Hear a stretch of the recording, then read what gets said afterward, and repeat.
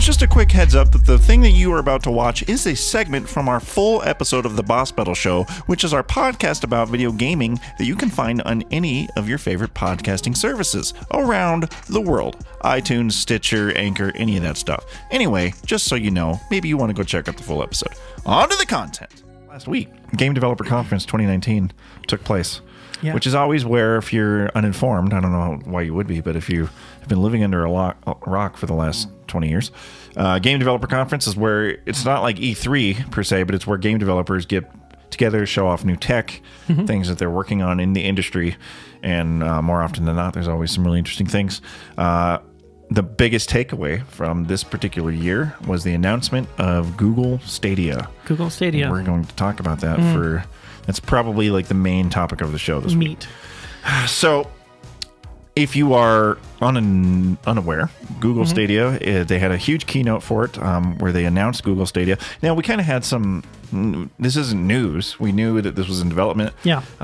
It was under a code name. They showed it. This is essentially Google's Netflix for game. This is Netflix for games. This is their answer to Microsoft's Project xCloud, probably. Probably. They haven't released a business model for it yet, so we don't know if it's payment. We don't know if you'll be able to purchase games in the Google Play Store or anything like that. Yeah. We can theorize. We can theorize. I personally, my guess is there's going to be like a $19.99 a month package, or you can also purchase games because they're going to want to. Developers are going to want you to be able to get their game however you want. So yeah. So what this is essentially, Stadia is a subscription-based cloud gaming service. This is going to require no additional computer hardware, only requiring that the device have an internet connection and support for Google Chrome. Yeah, maybe, or like Chromecast or something like that. They did mention it, but we'll get into that later. Yeah. The naming convention comes from Google Phil Harrison, who says Stadia is a plural of stadium and is meant to reflect that it will be a collection of entertainment of which the viewer can choose to sit back and watch or take an active part in. I have no qualms with this naming convention. I think it's fine. I mean, video games have had some real stupid fucking names. And if you think back to like the Wii and then the Wii U and then the Xbox One, like people name their services and consoles some real dumb shit. So this is fine. So let's break this down, Gordy. So, essentially, the notion is that you would it's like an application where you would open it, and within it there'd be games to pick from, and you can play them seamlessly, no downloading. Click it, and you just immediately start playing at full resolution, full fidelity, full zero kind of latency. And we'll talk about a little bit of latency because there are some hands-on impressions that people have had, but where you can play it on your computer, and then you can pick up and begin playing right away on your TV as like a classic console, or you can shut it down and pick up immediately and start playing on your phone or your tablet or other things. It's essentially what we've talked about on several different shows before. This is what we think the future of gaming is going to look like, and that's I initially thought Microsoft was going to lead the charge in this particular business model with Project xCloud, but it seems like Google Stadia has at least beat the meat and potatoes to market. Yep. So this is coming in late 2019 as a rollout, I believe. Yes. Yep. So, do you want me to pick up? Just fucking you lead the charge, Gordy. Yeah, let's suck each other's fucking metaphorical Stadia dicks. Okay. So, Stadia works atop YouTube's functionality and streaming media to the user, as game streaming is seen as an extension of watching video game live streams. Stadia supports the streaming of games in HDR at 60 frames per second with 4K resolution, and anticipates the eventual reaching of 120 frames per second at 8K resolution. So I think it's built for that. I mean, it's when it rolls out, essentially future-proof, because obviously as the technology grows, you know, we went from 1080p as like the thing. Now 4K is a thing, and that'll be the way for a few years, but eventually that's going to move up. They've already got 8K TVs coming out. We're zooming fast past 4K all the way to 8K. So they've essentially future-proofed this, so when we eventually get there as consumers and an industry, it's ready for it. Exactly. Which is cool. I mean, Fuck, 4K looks so amazing. 4K I can't even imagine. gorgeous, what 8K especially would with look the high frame resolution combination. like. And HDR. Yeah, Jesus. Very, I can't very even imagine pretty. what 8K would look like. That's I don't know. like, at what point is it just like looking at real life? I don't. What K are you right now? Are you special like, K? So yeah, so essentially you might be asking yourself, how are they going to do this and be able to tackle latency? What kind of technology is the backbone behind Google Stadia? Well, the answer to that would be the Google Data Center Network, which is powering Stadia, which covers 19 regions, 58 zones, 200 plus countries and territories, bringing the 4K 60 frames per second to around 2 billion people via any device, presumably using the Chrome browser. Like I mentioned, this supports desktop, computers, tablets, phones, televisions, you name it.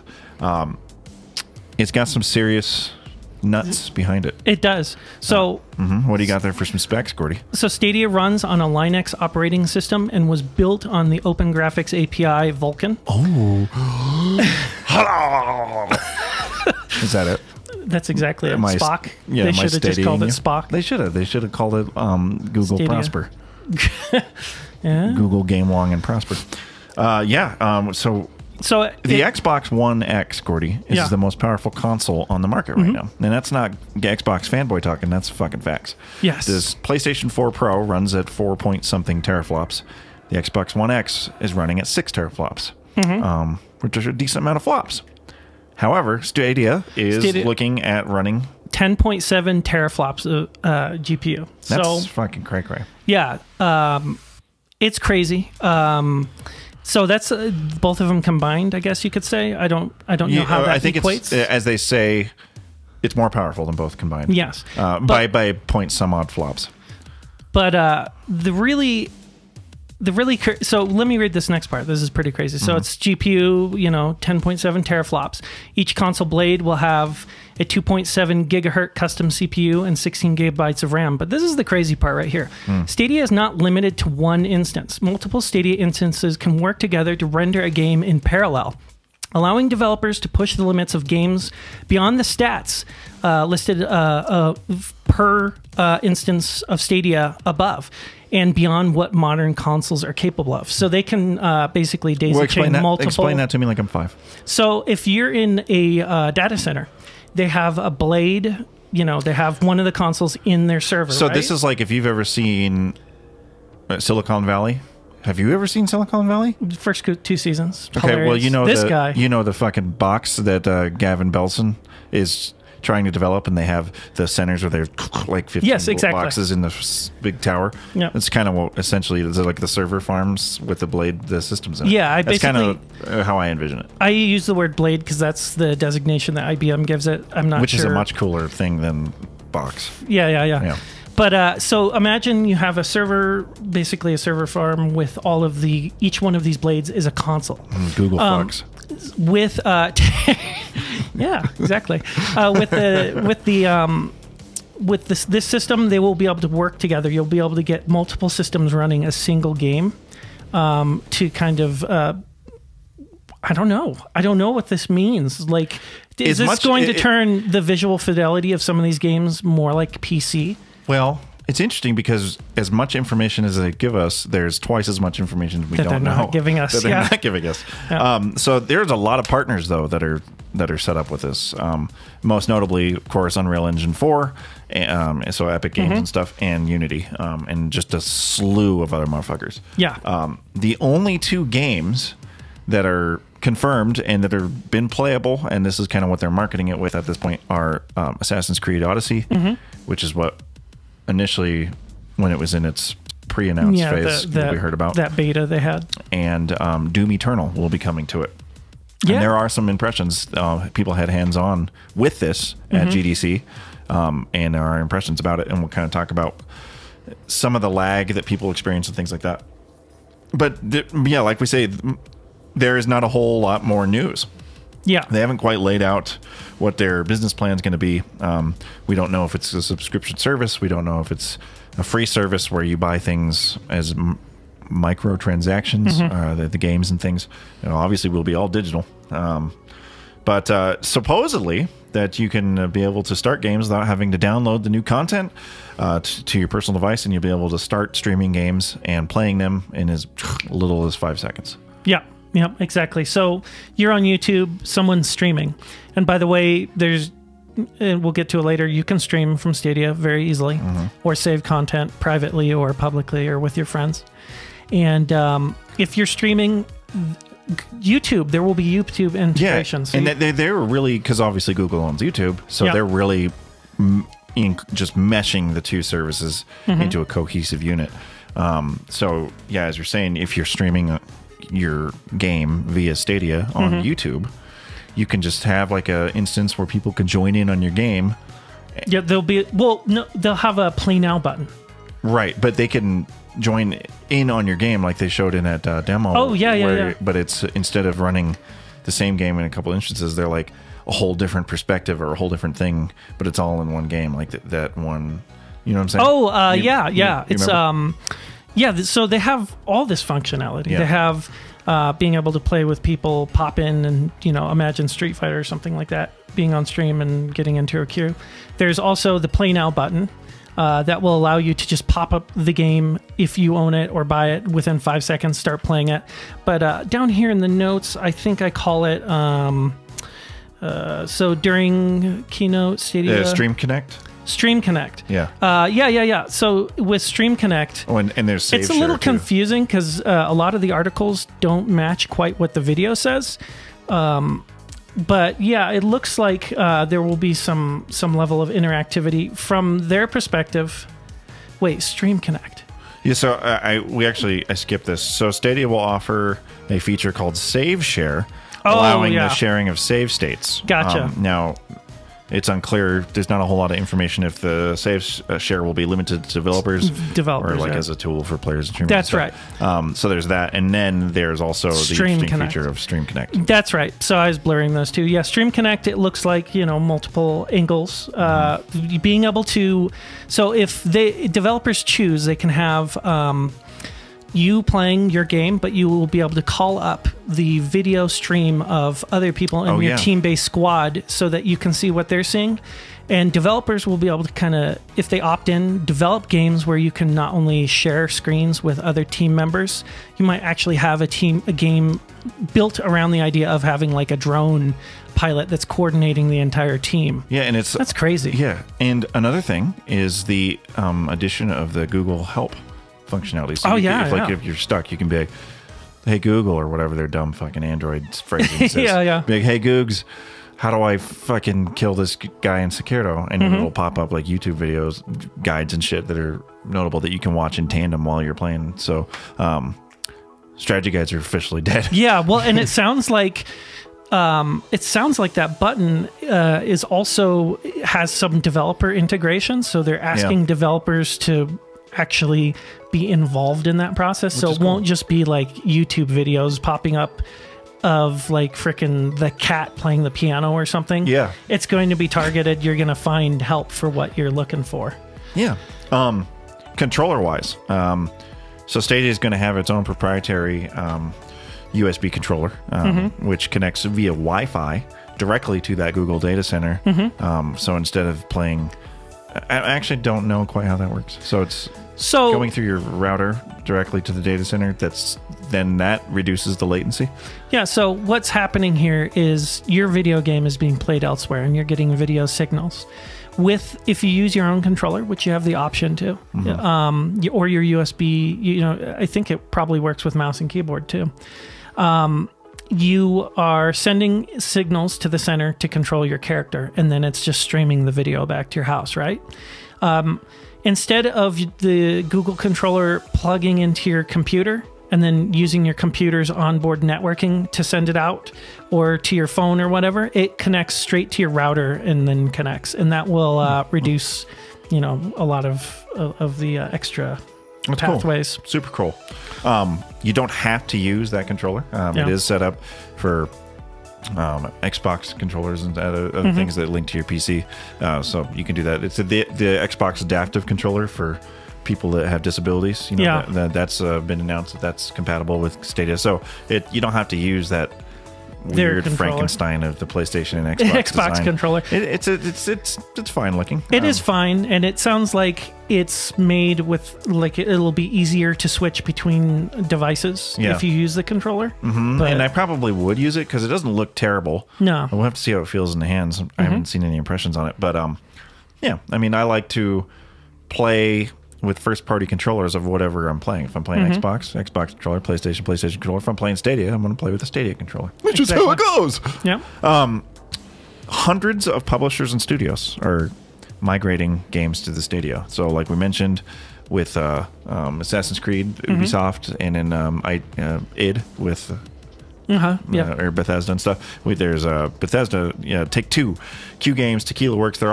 Everybody's doing their own thing here.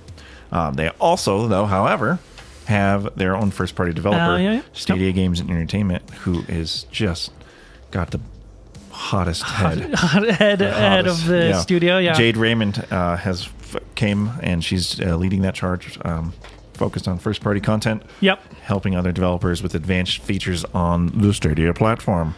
What do you think of that?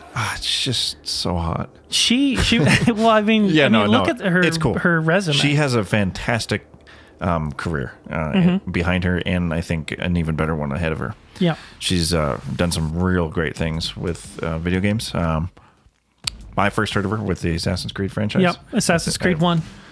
And she's just knocked it out of the park with most things she's ever done. Yep, and she looks like pretty close to identical to the way she looked back then. So. Oh yeah, she's got that Robert special Downey Jr. thing going on. Where I she think doesn't it's quite age. Like her and Robert Downey Jr. know where like the Lazarus pit is that Ra's al Ghul uses. That Lazarus pit is Scientology. Oh. So yeah, Stadia, very Stadia. cool. What's let me just ask you this question. Yeah. Are you excited for this digital future that we are now embarking on, where you're not going to own your games, like we've discussed, probably. Yeah. You're going to be essentially, it's like Netflix. You're essentially just clicking a movie and watching it, clicking a game and playing it.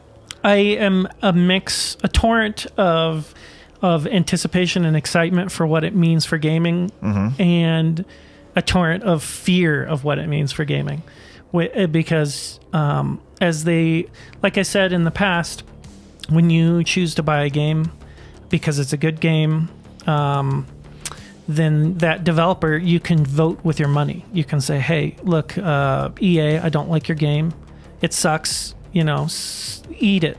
But if EA is getting a cut, EA, one of their studios makes a good game and everybody's on there playing that and other games, they get a cut.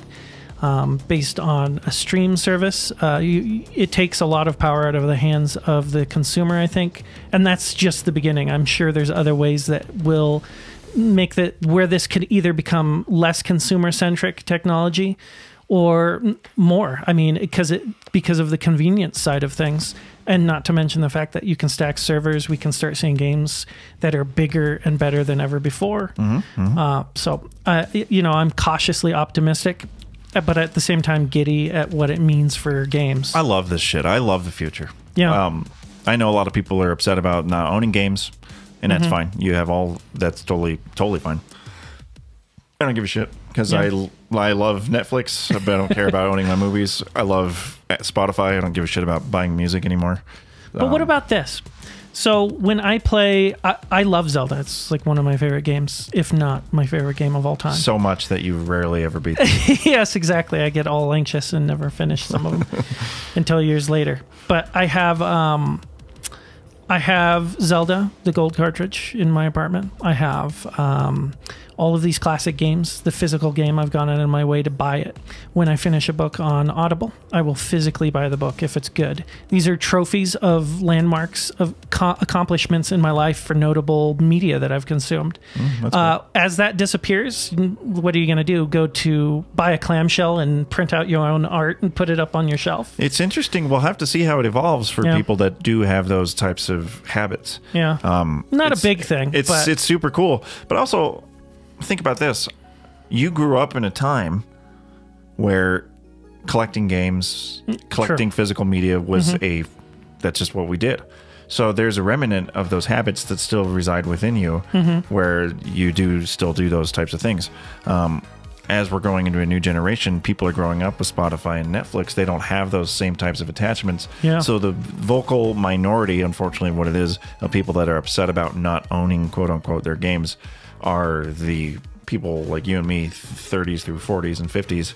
They grew up with that. But these younger people that are in their early 20s or teenagers and stuff, it's just not even going to be a thing for them. They didn't. Yep. They might have like an app where they swipe left. Oh, I own this game. Just rate it 5 stars. Yeah, exactly. They don't. Yeah. They didn't grow up buying NES and Super Nintendo games.